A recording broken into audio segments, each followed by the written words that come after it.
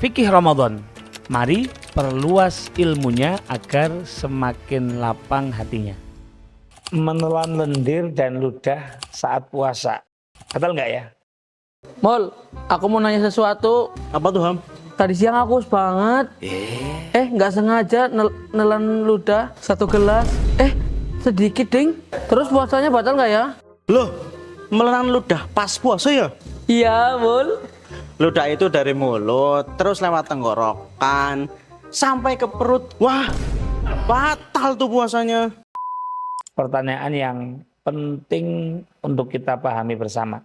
Karena seringkali ada di antara kita yang tengah berpuasa, kemudian dia mengalami flu atau mengalami gusi berdarah. Apakah menelannya bisa membatalkan puasa? Secara spesifik, hal ini pernah dibahas oleh Al-Imam Nawawi dalam kitab beliau Al-Majmu' Syarhul Muhadzab di juz 6 halaman 317 sampai dengan 318. Beliau mengatakan ibtila'ur riq la yuftiru bil ijma' idza kana 'alal 'adati li'annahu ya'suru al-ihtirazu minhu. Qala ashabuna wa innama la yuftiru bisalasati syurutin. Menelan ludah itu tidak membatalkan puasa menurut kesepakatan ulama, karena itu adalah sistem tubuh yang sangat sulit untuk dihindari. Namun tidak membatalkannya menelan ludah itu dengan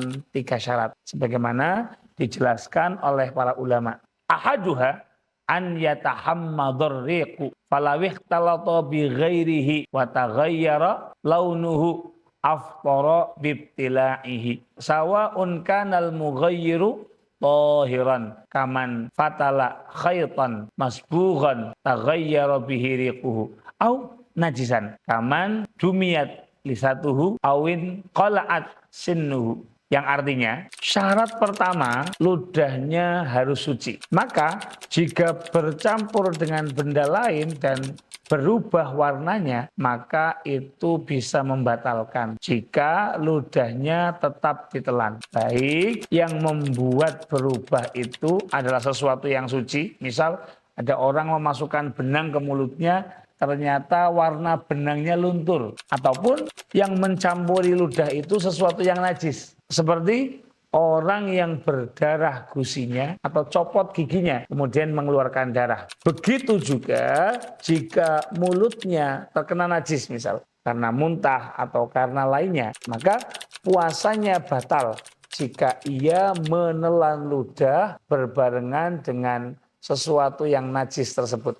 Jika selepas muntah atau berdarah kemudian ia meludahkan semua yang ada di mulutnya hingga putih bersih tanpa ada sisa, kemudian ia menelannya dengan tanpa berkumur menggunakan air, maka ulama memiliki 2 penjelasan sebagaimana dijelaskan oleh Al-Imamul Baghawi.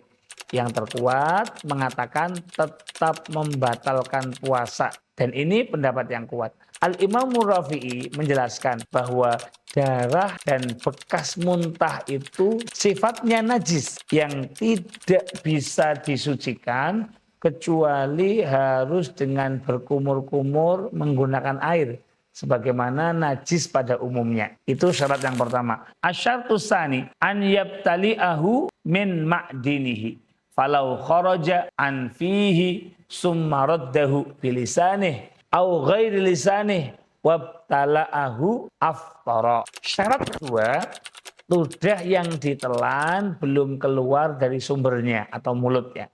Maka jika ada seseorang mengeluarkan ludahnya dari mulut, ngiler misalnya, kemudian dijilat lagi, akhirnya kemudian ditarik lagi ke mulut, kemudian ditelan, maka dengan demikian puasanya batal.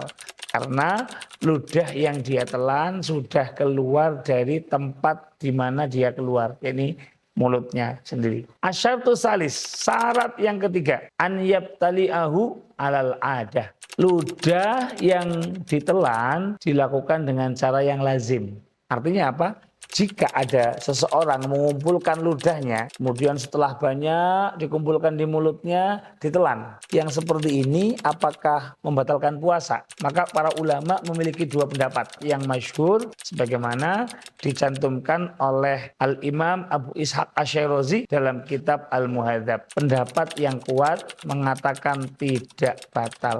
Tetapi pendapat kedua mengatakan batal. Alhamdulillah teman-teman. Kita dikaruniai oleh Allah para ulama yang begitu rinci, begitu teliti dalam membahas hal-hal seperti ini.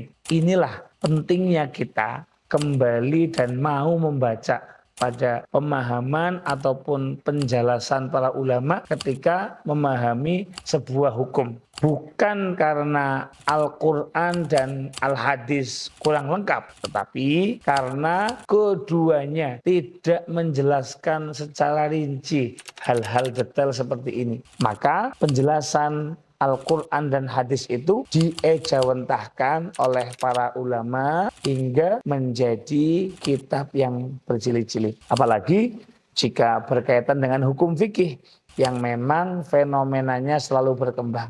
Semoga program Fikih Ramadan ini menjadi salah satu pilihan untuk membantu akses teman-teman dalam menambah khazanah keilmuan, khususnya yang berkaitan dengan Ramadan dan serba-serbinya. Dukung terus program ini, semoga menjadi ilmu yang bermanfaat. Assalamualaikum warahmatullahi wabarakatuh.